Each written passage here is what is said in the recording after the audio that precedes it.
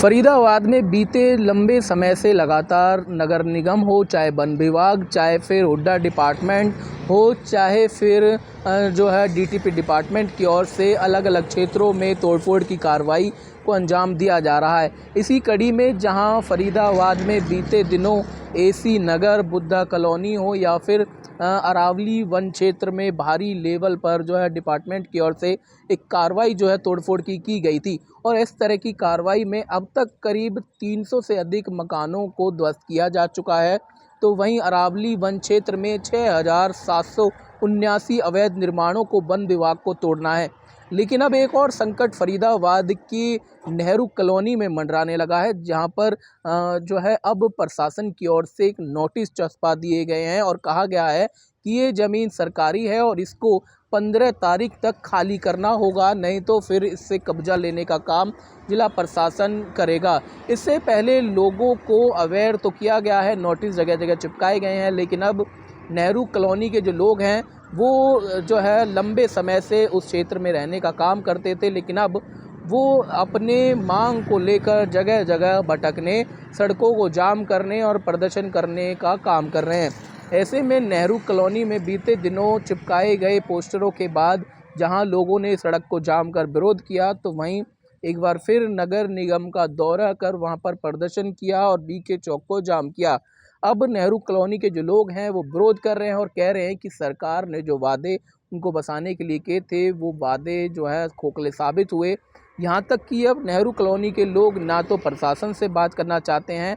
और ना ही मंत्री और विधायक से। इतना ही नहीं, उनका जो गुस्सा है वो मीडिया कर्मियों पर भी जो है बनना देखने को मिल रहा है। उनका कहना है कि जो बातें वो कहते हैं वो सरकार तक पहुंच नहीं रही हैं। ऐसे में मीडिया से लेकर प्रशासन तक नेहरू कॉलोनी के लोग नाराज़ जो है देखने को मिल रहे हैं और कह रहे हैं कि सरकार ने जो बसाने का काम उनको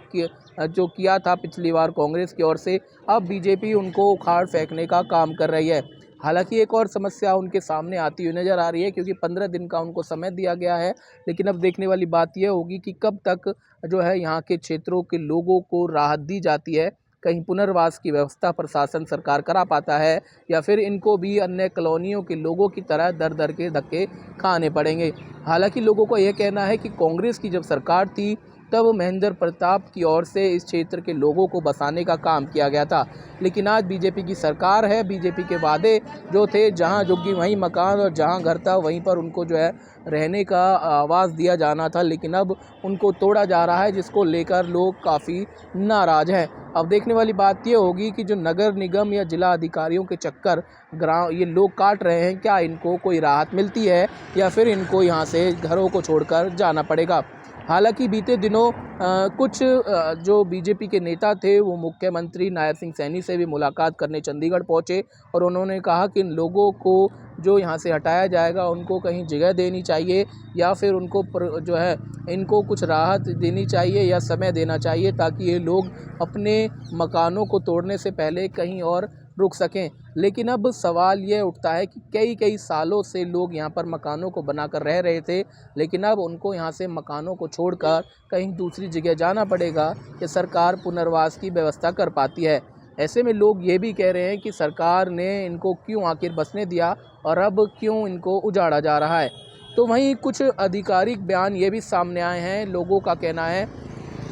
कि सरकार या प्रशासन उनको इसलिए यहाँ से हटाना चाहती है क्योंकि इस क्षेत्र में कुछ नशे के कारोबार करने वाले युवा जो है वहाँ पे नशे का कारोबार करते हैं और कुछ गलत प्रवृत्ति के लोग उस झुग्गियों में रहने का काम करते हैं, जिसके चलते इनके मकानों को तोड़ा जा रहा है। लेकिन अब देखने वाली बात ये होगी कि कितने मकानों को तोड़ा जाएगा और कितनों को बचाने का प्रशासन काम करेगा।